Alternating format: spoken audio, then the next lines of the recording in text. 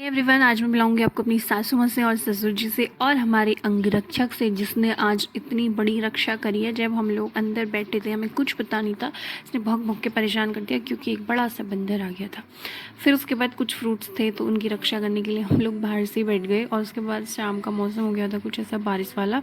तो कहानी शुरू करते हैं जो पिछली वीडियो में रही थी। अगर आप लोगों ने मेरे पिछले कुछ व्लॉग्स देखे होंगे तो आपको पता होगा, मैंने अपने ग्राम देवता गंगनाथ जी के बारे में बताया था कि गंगनाथ जी कहाँ के रहने वाले थे और वो भानुमति से कहाँ मिलते हैं। और बागेश्वर के उद्यानी के मेले में मिलने के बाद वो लोग अपने अपने घर चले जाते हैं। तो फिर क्या होता है, वो लोग चले जाते हैं, लेकिन जब गंगनाथ बाबा घर पहुँचते हैं तो काफ़ी समय तक वो उनके सपनों में आते रहते हैं।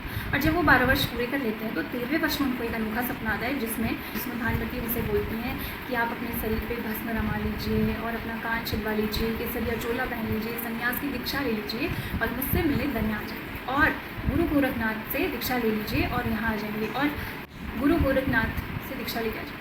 गंगनाथ जो अपने माता पिता के चौथी अवस्था से जन्मे इकलौते पुत्र होते हैं, उनका राजपाट होता है। वो इस बारे में कुछ भी नहीं सोचते, बिना सोचे निश्चल मन से संन्यास ले लेते हैं और संन्यास की दीक्षा लेने के बाद वो दुनिया चले जाते हैं। और काफ़ी समय बीत जाता है, वो वहाँ इधर उधर फिरते हैं, काफ़ी मसाण जो होते हैं उनका निवारण करते हैं, राक्षस एक तरफ से हम कह सकते हैं, उनका निवारण करते हैं, काफ़ी प्रसिद्धि प्राप्त करते हैं। और उसके बाद क्या होता है, भानुमति के संपर्क में वो आते हैं। तो भानुमति जो उनका मतलब नौकर होता है झकरू लोहार, उसको गंगनाथ जी की सेवा में लगा देती है। उसके बाद काफ़ी समय बीत जाता है, जब 6 महीने हो जाते हैं तो भानुमति गर्भवती हो जाती है। जब भानुमति गर्भवती हो जाती हैं तो ये सारी जो बातें होती हैं ये दनिया में और जोशी खोला में फैल जाती है कि भानुमति गर्भवती है। इस बात का पता अल्मोड़ा में केशव जोशी को भी पता चल जाता है। अब कुछ लोग कहते हैं कि उनके भाई और पिता उनकी मृत्यु कर देते हैं, कुछ कहते हैं केशव जोशी जो उनका पति होता है वो उनकी मृत्यु कर देता है।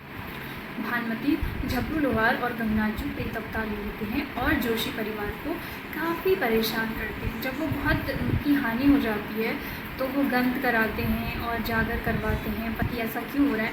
तो गंगनाथ जी भानुमति और झकरू लोहार होते हैं जो उन्हें परेशान करते हैं। तो फिर उनकी स्थापना कराई जाती है, उनके लिए मंदिर बनवाया जाता है। इस प्रकार उन्हें न्याय मिलता है और तभी से वो लोक कल्याण के हित में स्थापित देवता के रूप में पूजे जाते हैं। गंगनाथ बाबा की जय।